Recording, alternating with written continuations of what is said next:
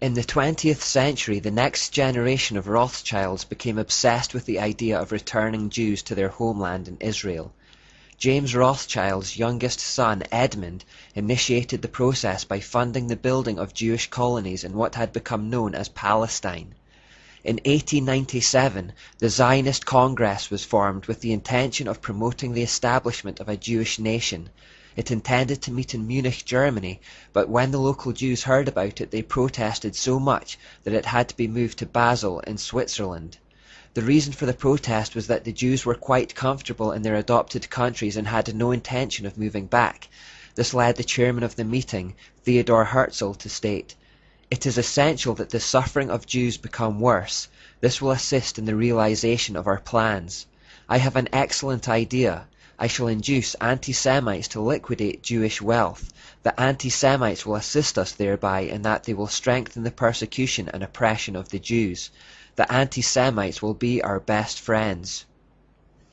So there was a conscious decision to have people turn on the Jews to make them uncomfortable in their adopted countries so that they would then have motivation to leave and go back to their homeland. Herzl was thereafter elected as the president of the Zionist organization, which adopted a red hexagram as their emblem. In 1901, the Jewish colonists began to feel like Edmund Rothschild was more of a hindrance than a help. They asked him to take a step back from the process to let them handle their own situation. Rothschild, demonstrating the controlling spirit of Jezebel, angrily retorted, "I created the Yishuf, I alone. Therefore no man, neither colonists or organizations, have the right to interfere in my plans." A couple of years later, in 1903, the Zionist Congress astonishingly appeared to hint at World War I a full 11 years before it actually took place. Max Nordau said at this meeting, "Let me tell you the following words as if I were showing you the rungs of a ladder leading upward and upward.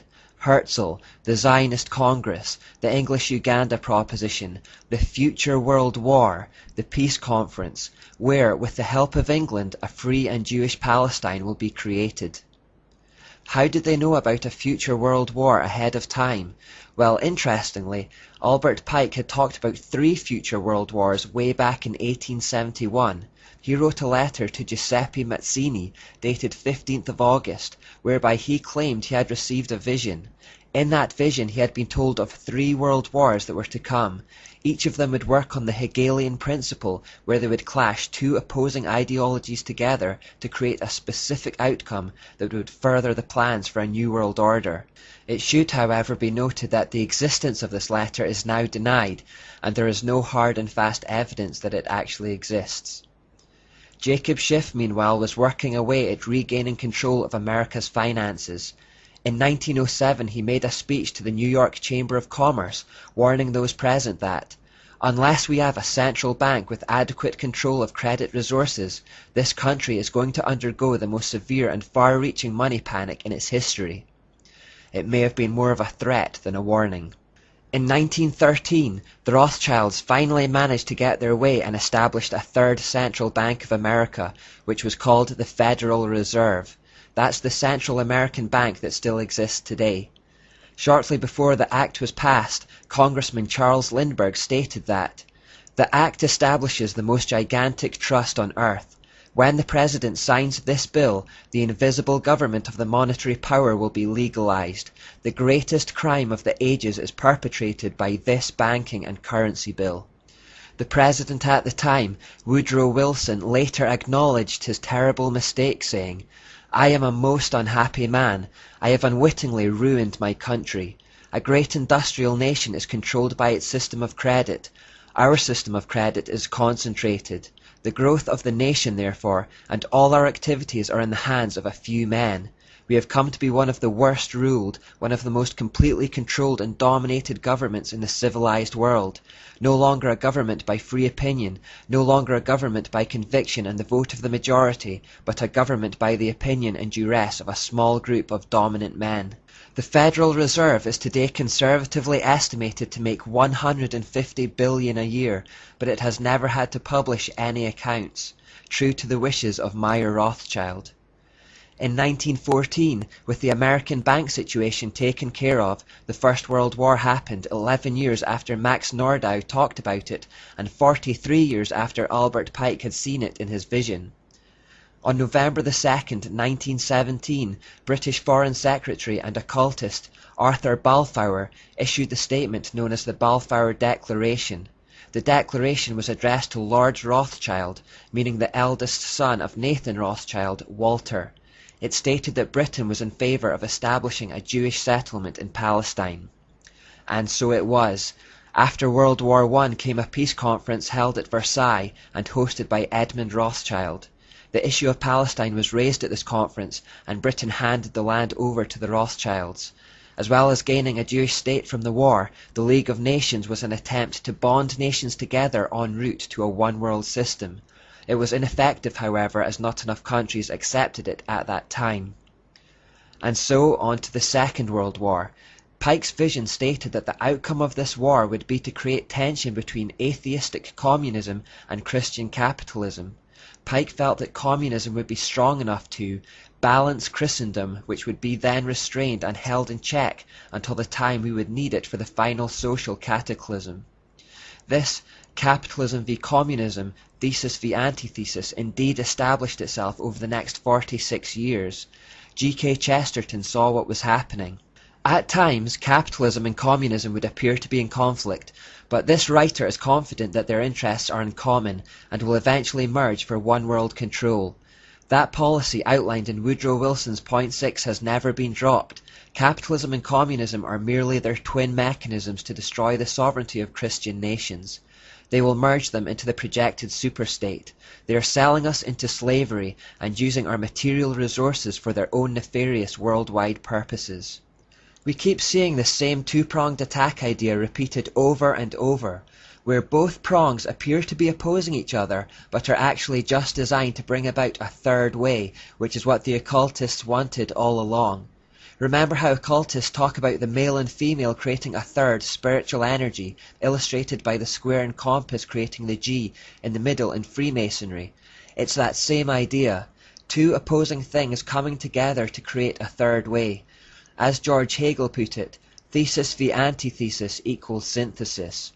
Whether it be light v dark, or male v female, Baal v Asherah, or Masonry v Catholicism, or Republican v Democrat, or in this case capitalism v communism, it's the synthesis they really want. That's what they're really after. Google the phrase third way with regard to politics, and you'll see how many modern politicians are disciples of this way of thinking. Vladimir Lenin, the communist leader, highlighted the fact that the war between capitalism and communism was just part of something much bigger when he said, "I don't care what becomes of Russia. To hell with it. All this is only the road to a world revolution."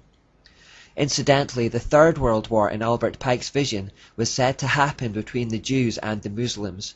Pike believed that supporters on both sides, already tiring of war from previous conflicts, would fight themselves into a state of mental, physical, spiritual, and very importantly, economic exhaustion. The world would then be ready for the coming Antichrist to save them from it all. Albert Pike said of that time that, "We shall unleash the nihilists and the atheists, and we shall provoke a great social cataclysm which in all its horror will show clearly to all nations the effect of absolute atheism, the origins of savagery and of most bloody turmoil.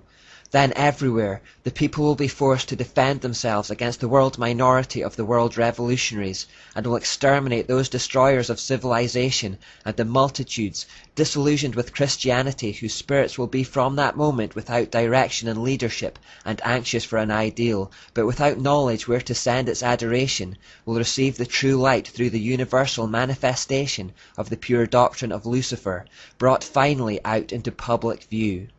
A manifestation which will result from a general reactionary movement which will follow the destruction of atheism and Christianity, both conquered and exterminated at the same time." Notice what he's saying here, that they would conquer and exterminate both Christianity and atheism at the same time. You see, the Enlightenment era that we've been studying in this third section gave birth to atheism, which is one of the hallmarks of the modern era. It was basically people trying to escape from God. But that period, defined by an increase in atheism, was only meant to be a temporary phase in the long-term plan, according to Pike. After the modern era, the world would then enter into what we now call the postmodern era, which is where we currently are today, a time in which people would move away from outright atheism towards strange religion, mystery religion. This represents the time when the mysteries would start to externalize themselves. They would gradually move out from the shadows and into the open. Mankind would come to be fed up with both Christianity and atheism and would return to the synthesized mystery religion. In this condition, they would be ready to finally accept the manifestation of Lucifer, the Antichrist. We are already seeing this happening. Far fewer people than we realize are now outright atheists. Atheism is too cold, it's too heartless for the average person. People want to believe they'll see their friends and family again after death. And God has written eternity into our hearts, so it's a natural craving. Many have already moved towards a form of spirituality based on the occult, but which they think is wholesome and true. They often talk about being a spiritual person, but not subscribing to any specific religion. And the Bible tells us that this would happen. Paul wrote to Timothy about the last days in his second letter, saying that people would act religious, but they will reject the power that could make them godly. He also says, "For a time is coming when people will no longer listen to sound and wholesome teaching.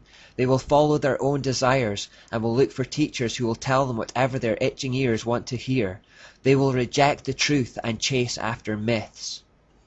Just to tie off one loose end before we finish this part, in 1930 the Rothschilds established the first World Bank in Switzerland. Just 4 years later, banking secrecy laws were changed in Switzerland, making it an offence punishable by imprisonment for any bank employee to violate bank secrecy. This ensured that bank secrets were kept that way, and no one really knows what goes on inside. This bank was the forerunner to the present-day IMF and the World Bank.